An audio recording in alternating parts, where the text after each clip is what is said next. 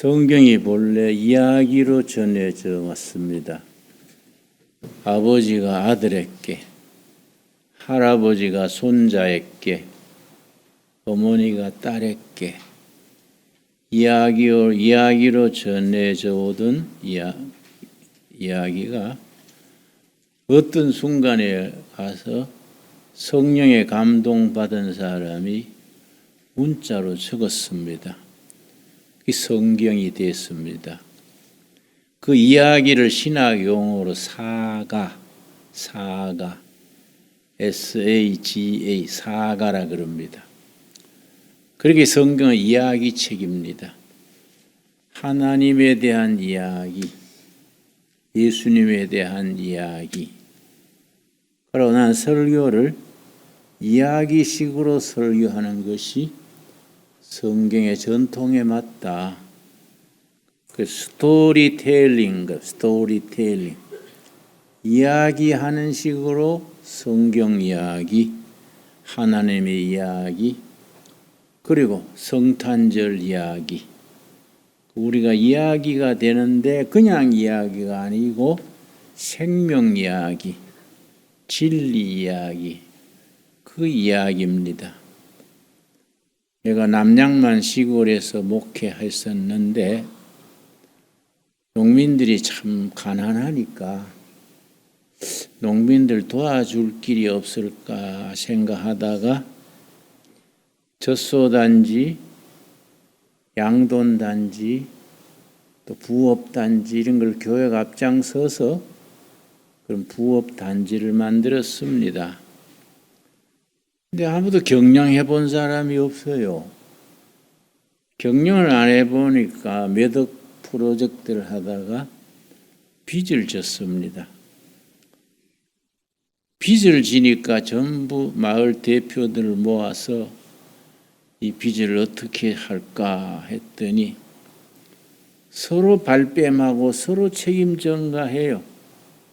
누구 때문에 그렇다. 당신이 그랬지 않냐. 수라장이요, 수라장. 그래 내가 조용 열중 쉬어.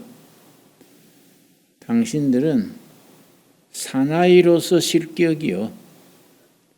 내 책임이다 하는 사람 한 사람도 없고 전부 너무 책임이고 그러니 이게 남자로서 당신들 정말 창피스러운 거 아세요?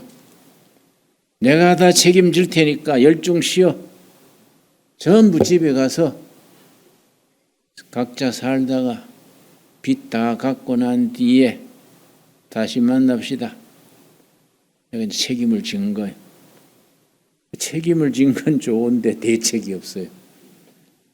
여러분 빚잔치 안 해봤지요? 빚쟁이들은요 이거 대단합니다. 빚진 죄인이라고요. 빚지고 나면 인격도 없고 인권도 없고 이거 완전히 밑바닥이에요. 세면바닥이에요. 연말이 됐는데 빚쟁이들이 와가지고 연말까지 안 갚으면 예배당을 뒤집어 놓는다고. 그래서 내가 빚쟁이들도 피할 겸 연말에 강원도 철원에 수도원이 있습니다. 기도원. 거기에 이제 빚쟁이들도 피하고 하려고 기도원에 가서 기도를 했는데 추운 겨울에 담요 뒤집어 쓰고 꼴짝에서 기도하는데 기도원 스피커로 방송이 나와요. 김진홍 목사님, 수도원 원장실로 좀 와주세요. 난또 다른 김진홍이 있는가 해서 난 낸 줄 모르고는 그냥 기도하는데 남양만 김진홍 목사님, 남양은 내 이름 부르는 거에서 내가 웬일로 날 찾냐 하고 원장실에 갔지요. 수도원 원장이 대한수도원이에요. 수도 원장실에 갔더니 아이고 원장님이 좀 뵙고자 합니다. 그 만났지요. 그 내가 여 왔는 걸 어떻게 알고 내 이름을 어떻게 아세요? 그랬더니 목사님 수도원에 등록할 때 얼굴을 보고 알게 됐습니다. 그 왜 날 찾은 거요? 그랬더니 목사님 우리 수도원은 안찰이 전문입니다. 안찰 기도. 안수 기도는 머리인데 손을 얹고 하는 게 안수 기도고 안찰은 몸을 탁탁 치면서 기도하는 게 안찰 기도입니다.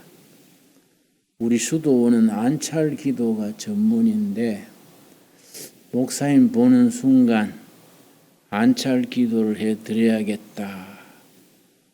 네, 그렇게 마음이 들어서 목사님 우리 수도원에 안찰 기도에 능력이 있는 분 3사람 좀 뽑아서 붙여드릴 테니 안찰 기도 좀 받으십시오. 이러는 거예요. 그래서 내가 내 기도 내가 하지 뭘 그렇게 안찰해서까지 하겠습니까? 사양했더니 원장님이 그래요. 목사님 너무 그래 사양하면 교만입니다. 이러는 거예요. 교만이라 하니까 내가 그래요? 그럼 받지요. 근데 이제 방에서 여자 기도하는 분 2, 남자 1분, 셋이서 이제 날 눕혀놓고 안찰하는 거예요. 머리 끝에서 발끝까지 셋이서요. 여러분 손목에 힘 빼고 탁탁탁 치면요 뼈골이 울립니다. 얼마나 아픈지 몰라요. 손 힘 빼고 착착착 치면요 뼈가 울리듯이 아픕니다. 근데 또 내가 그 아프다고 또 고만할 수도 없고 이 사람들이 정보부 출신이가 왜 이래 아픈데 뭐 골라서 치나 참았지요. 뭐 설마 날 어떡하겠냐 하고는 참았는데 꼭 참았어요. 그래 안찰기도 하다가 예언이 나오는 거예요. 예언이. 그 권사님 한 분이 물건이 있습니다.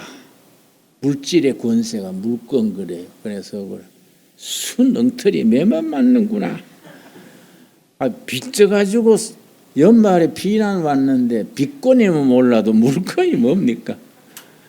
그래서 쓸데없이 내가 그만 벌떡 일어날까 하다가 그래도 원장이 부탁하는데 끝까지 참아보자. 꼭 참는데 한참 있어도 남자 형제가 미국에 갑니다. 이러는 거예요. 진짜 엉터리구나. 그때 내가 정치범이요. 감옥에 나온 지 얼마 안 돼서 출국 금지 대상이에요. 정치범이 15년 선고받은 사람이 그래 형 집행 정지로 나왔으니 출국이 안 되는 거지요. 진짜 엉터리네. 설마 끝이 나겠지 하고 참았는데 끝난 뒤에 원장님이요. 목사님, 그래 예언기도 받은 소감이 어떻습니까? 그래 내가 또 엉터리라 하기도 미안해서 글쎄요. 그랬더니 목사님 무슨 소감이 있을 거 아닙니까? 그러길래 내가 할 말이 없지요. 글쎄요. 또 2번째 그랬더니 목사님은 글쎄요가 전공이신가 봐. 글쎄요 막 하시네요. 그러길래 내가 터놓고 얘기합시다. 내가 지금 빚져가지고 비난 와 있는데 물건이 뭡니까? 그 어느 정도로 하지 순엉터리잖아요. 그랬더니 아이고 목사님 하나님이 허락하시면 빚이 문제입니까? 하나님이 물질 축복 주시겠지요. 믿으셔야지요. 예. 그건 그렇다 치고요. 내가 정치범이 돼가 출국 금지령이 돼 있는데 미국 가는 게 뭡니까? 그 엉터리잖아요. 그랬더니 그러고 요새는 미국도 잘 가는데 그게 뭐 예언까지 나올 건 없지 않습니까? 그랬더니 아이고 목사님 그래서 글쎄요 하셨구만요. 다른 사람 미국 가는 거하고는 다르겠지요. 뭐 하나님의 뜻이 있겠지요. 그러고 말았어요. 그 이제 금식 마치고 교회로 돌아왔더니 1월 초에 미국에서 초청장이 왔어요. 미국 그때 레이건 대통령 때입니다. 대통령 조창기도회 강사로 초청이 왔어요. 내가 이 무슨 일인가? 미국 대통령 조창기도회 시골 목사를 스피커로 초청할 일이 없지 않습니까? 그래서 내가 이게 무슨 일인가 해서 그 이제 우리 같은 정치범들은 담당 중앙정보부 담당관이 있습니다. 그 사람 전화해가지고 나 이거 미국에서 이상한 걸 받았는데 좀 만나서 의논해 봅시다. 그래서 찾아왔더라고요. 예, 보더니 이 초청장이네요. 미국 상원 의장 이름으로 초청했어요. 레브 지농 킴 하고 이제 초청장이요. 그런데 중앙정부부 담당관이 이 상원 의장이 초청했는데 이거는 보통 문제가 아니네요. 그래 나는 뭐 출국 금지인데 와봐야 헌일 아니요. 그랬더니 이거는 보통 문제가 아닙니다. 내 상부에 내가 한번 문의해 보겠습니다. 잘하면 비자가 나올지도 모르겠네요.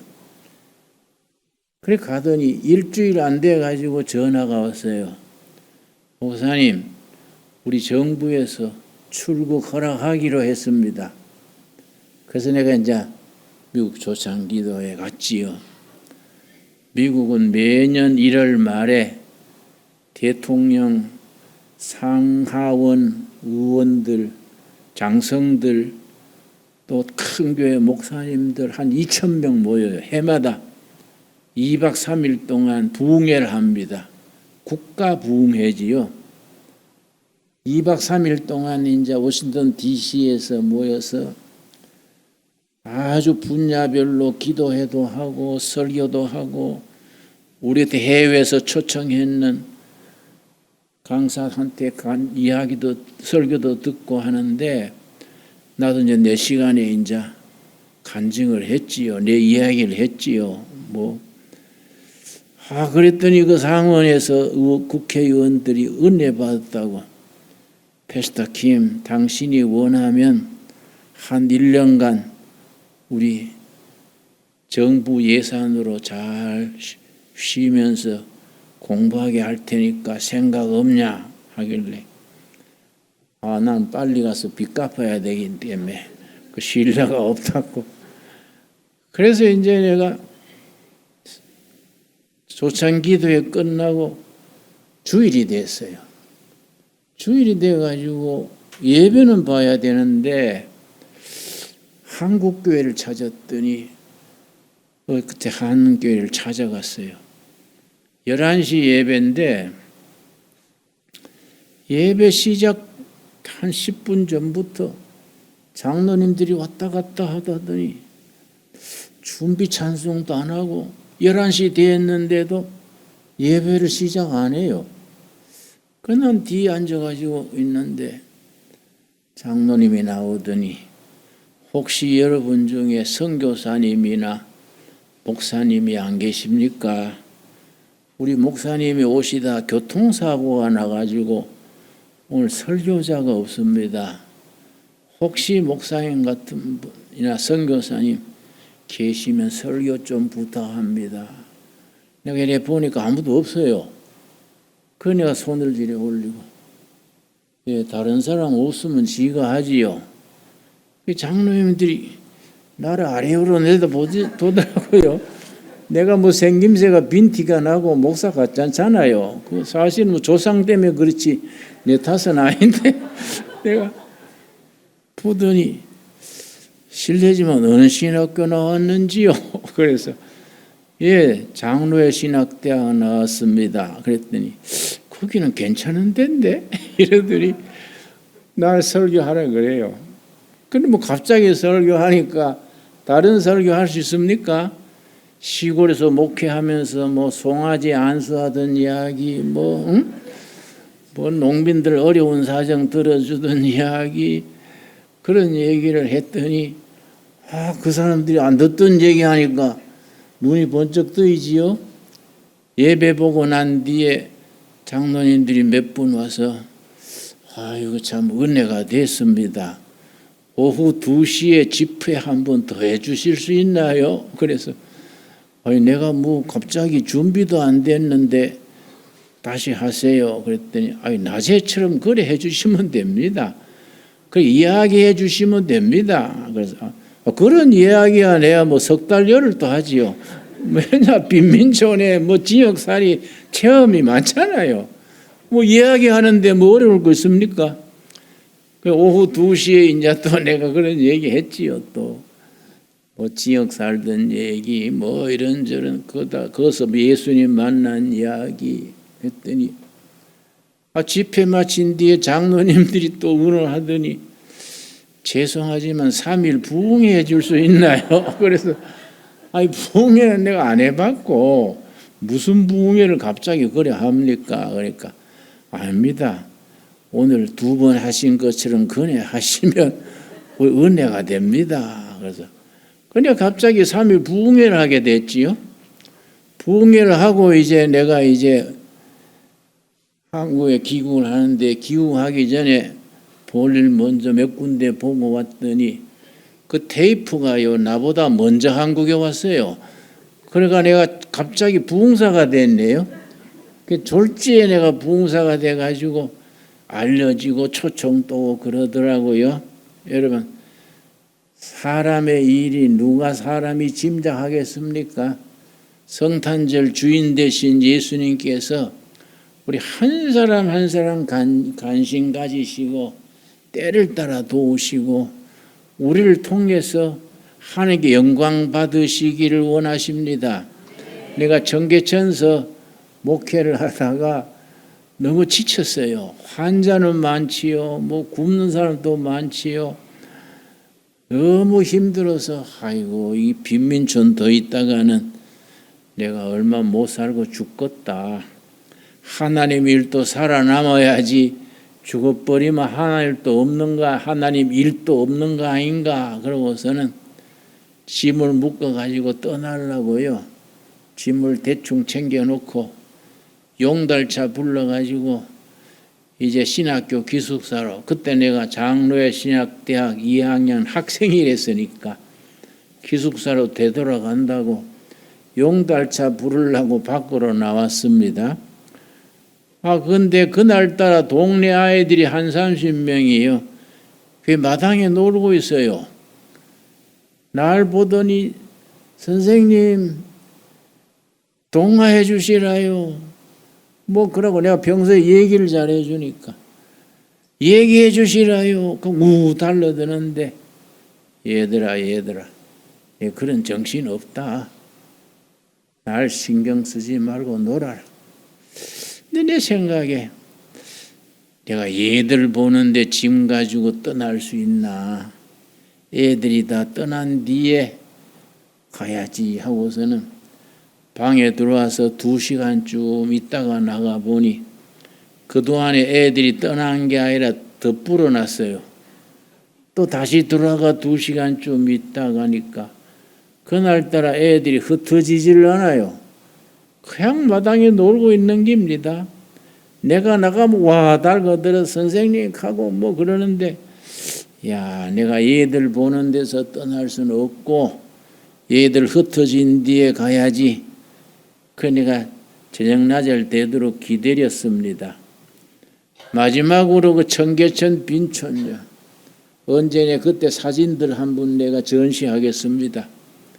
청계천 뚝에 그 판잣집이 따닥따닥 붙어 사는데 참 그때만 해도 어려웠습니다. 내가 골목골목 다니면서 이 사람들은 갈 데 없어서 청계천 이렇게 썩는 물가에 사는데 나는 갈 데 있다고 집 묵어도 없구나 생각하니까 마음에 갈등이 생겨요. 더 여기 있어야 될까? 들어올 때는 내가 여기서 죽어서 나간다 큰 소리 쳤는데 내가 떠나서 될까? 가야 될까? 그 마음에 참 갈등이 심하더라고요. 그래서 내가 이러다가 안 되겠다. 이러다가는 신경쇠약 걸리겠다. 밤이고 낮이고 가야지. 하나님의 일도 살아남아야지. 뭐 죽어버리면 하나님도 손해 아이가. 그리고 지금까지 올라왔어요. 모퉁이를 돌면 교회인데요. 모퉁이래. 애들 5명 있는 집입니다. 13살에서 3살까지 5 남매가 있는 집인데 그 집에 애들 신발이 다 대낮에 방문 앞에 흩어져 있어요. 그러니까 내 생각에 다른 집 애들은 교회 마당에 놀고 있는데 이 집 애들은 왜 교회 밑에 이렇게 놀고 방에 들어앉아 있는가 해서 이상한 생각이 들어서 여보세요 하고 두드리고 문을 열어봤더니요. 5 남매가 줄줄이 누웠어요. 큰애부터 3살까지 쭉 누워 있어요. 그러니까 방에 들어가면서 너희 감기 걸렸냐? 왜 대낮에 누웠니? 애들 이마를 짚어보니까 열도 없어요. 내 애들이 기진맥진했어요. 너희 왜 그래? 그랬더니 13살짜리 제일 큰 애가 일어나 앉으면서 선생님 배고파요. 엄마 사흘 전에 장사 나가시고 안 들어서 굶으시오 그래요. 그 아버지는 술 먹고 사람 때려가지고 유시장 가 있고 그 남편 감옥에서 나올 동안에 엄마가 그 청계천 육가 그게 포장마차 그 포장마 뭐 참새구이 뭐 우동 이런 거 있지요. 포장마차 하면서 하루하루 먹고 사는데 3일 전에 나가서 안 들어온 겁니다. 3일 동안 애들이 굶은 거예요. 형이 그렇게 우니까 동생 4명도 같이 일어나 앉으면서 배고프다고 우는 거예요. 그래서 내가 아이고 저 어린 것들이 3일을 굶고 배고프 울고 있구나 보는데 그 3살짜리 막내 아들이에요. 3살짜리가 눈물을 뚝뚝 떨어뜨리면서 엄마 배고프 엄마 배고프 그러고 우는데요. 그 눈물 떠진 얼굴을 가만히 보면서 저 3살짜리가 3일 굶고 엄마 부르고 있구나 보는데 내가 그때 딱 그 3살짜리 얼굴에 예수님이 나타나신 거예요. 예수님이 딱 나타나셔서 가만히 나를 보셨는데 그때 뭐자 1초 2초 짧은 기간인데요. 내 가슴에 아주 딱 부딪혔어요. 딱 내가 깨닫기를 하하 나를 구원하신 예수님은 내가 이 마을 떠나는 걸 원치 아니하시는구나. 이 마을에 같이 사는 걸 원하시는구나. 딱 마음에 떠오른 거지요. 그래 내가 얘들아 여기 있어라. 그러고서는 교회 가서 묶어놨던 짐 풀었어요. 가게에 가서 옛날 물국수예요. 물국수. 밀가루 반죽을 해가 이런 참기름 짜는 틀 같은 데 넣어서 돌리면 국수가락이 쭉 나와요. 그걸 물국수라 그래. 그걸 이제 5인분 사다가 끓여서 애들하고 둘러 앉아가지고 먹기 전에 기도했습니다. 얘들아 먹기 전에 기도하자. 손잡고 예수님 이 아이들의 눈물 닦아주십시오. 이 배고프는 아이들에게 예수님이 함께해 주시옵소서. 그러고 이제 간절히 기도하고 이제 기도 마친 뒤에 애들 데리고 너가 엄마 어디 있는지 한번 가보자. 청계천 육가 그 엄마 있던 장사터를 이제 찾아갔는데 빈터만 있어요. 네 아까도 없고 엄마도 없고 아무도 없어요. 다른 장사꾼들한테 여기에 포장마차 하던 아줌마 모르세요? 3일 동안 안 들어와셔서 애들이 굶다 왔구만요. 그랬더니 옆에 있는 다른 장사꾼들이 사흘간 안 들어왔으면 사흘 전에 후리가리가 있었은 게 경찰서 있는 갭이요. 그래요. 후리가리란 건 이제 길가에 불법 노점상 하는 사람들 경찰이 딱 막고 전부 닭장차락하는 검거하는 차가 있습니다. 거기 태워요. 태워가지고 직결 재판에 넘기는 게 후리가리 재판이요. 사흘간의 후리가리 재판이 있었은 게 경찰서 있는 갭이요. 그래서 동대문 경찰서를 찾아갔지요.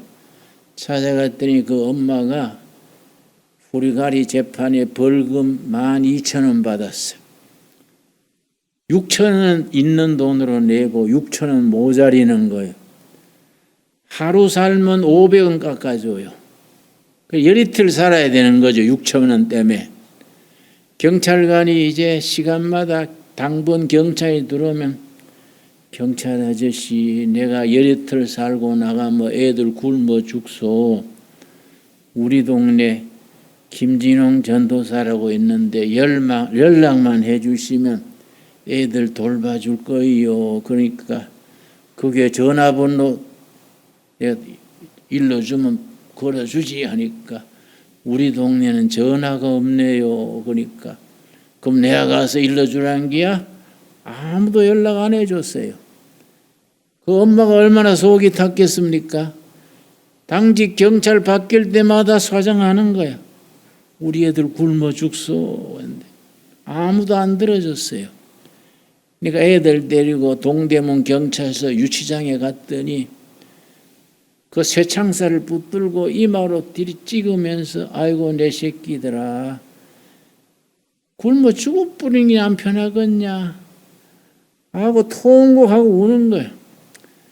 그러니까 또 애들 또 울고 엄마도 울고 경찰관들이 빨리 날 데리고 나가라고 소리 지르는데 그때 내가 동대문 경찰서 그 세면바닥에 무릎을 꿇고 감사기도 드렸습니다.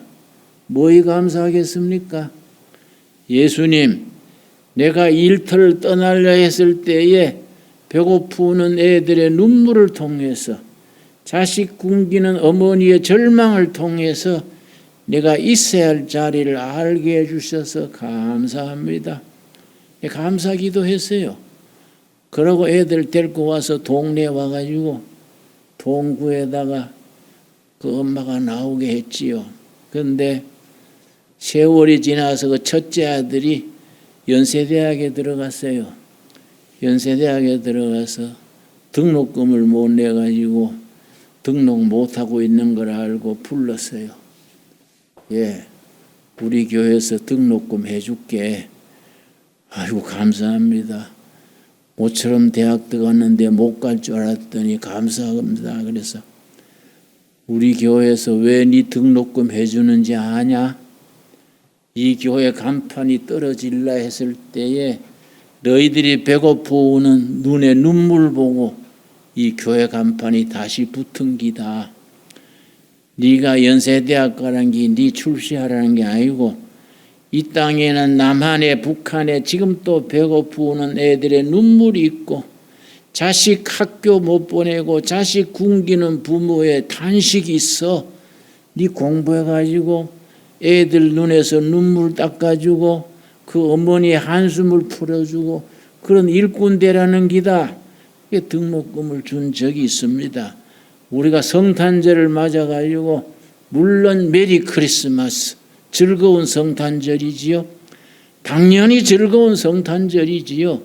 예수님이 오시기 때문에 인류는 희망을 가지게 되고 평화를 누리게 되고 생명을 얻게 됐으니까 메리 크리스마스 틀림없지요. 그러나 한 가지 더 알아야 됩니다. 즐거운 성탄절의 뒷골목에 가리워져 있는 슬픈 성탄절을 맞이하는 슬픈 영혼들이 있는 겁니다. 코로나 팬데믹 때문에 부도난 회사 사장님 가족들, 직장 잃어버린 호주들의 그 탄식, 병상에서 치료받지 못하고 죽어가는 그 영혼들, 또 북한 땅에 얼마나 굶주린 동포들의 소식이 온 세계에 퍼지지 않습니까? 성탄절의 의미는 뭡니까? 그런 즐거운 성탄절 뒷골목에서 슬픈 성탄절, 절망하는 성탄절을 맞이하는 동포들이 있다는 걸 기억해야 됩니다. 성탄절의 주인 되신 예수님이 우리에게 명령하십니다. 그들의 눈물을 닦아주고 상한 마음을 고쳐주라. 상한 마음이 브로큰 하트요, 깨진 마음을 싸매주라. 그런 성탄절을 맞아라. 우리 주님이 우리에게 명하십니다. 우리가 즐거운 성탄절 뒷길에서 고통당하는 슬픈 정당들도 있다는 것을 기억하고 그들을 위해서 뭔가 도울 수 있는 우리 기도, 중보기도, 적은 힘이라도 모아가지고 그들에게 위로해 줄 수 있는 성탄절, 그런 성탄절을 함께 맞을 수 있게 되기 바랍니다. 기도하겠습니다. 하나님 감사합니다. 성탄절의 주인 되신 예수님 찬양합니다. 메리 크리스마스, 즐거운 성탄절, 아름다운 캐롤송 뒤에 있는 탄식하는 영혼들 기억하여 주시옵소서. 눈물을 닦아주는 성탄절 되게 하여 주시옵시며 마음에 맺힌 한과 아픔을 풀어주는 성탄절 되게 하여 주시옵시며 이웃과 나라에 희망을 주는 성탄절로 우리가 지킬 수 있게 하여 주시옵소서. 우리가 5년 10년 안으로 통일이 되어서 북한 동포들 눈물 닦아주게 하시며 그들의 한을 풀어주게 하옵시며 예수님이 참 대통령, 참 지도자가 되셔서 이 땅에 참 평화를 허락하여 주시옵소서. 예수님 이름 받들어 기도드렸사옵나이다. 아멘.